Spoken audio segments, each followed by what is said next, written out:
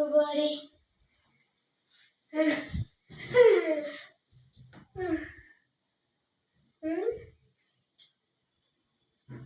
சம்பளம் வந்துச்சே.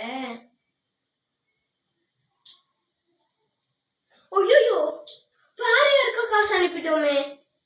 இப்ப என்ன பண்றது? சரி, போன் பண்ணி கேட்போம். ஹலோ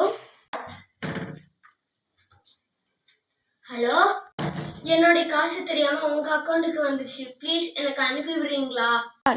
இருங்க, உடனே அனுப்பிடுறேன். அனுப்பிவிட்ட பாருங்க. அப்பாடி, ரொம்ப ரொம்ப நன்றிங்க. பரவாயில்லைங்க. பாய்ங்க. ஓகே, பாய்.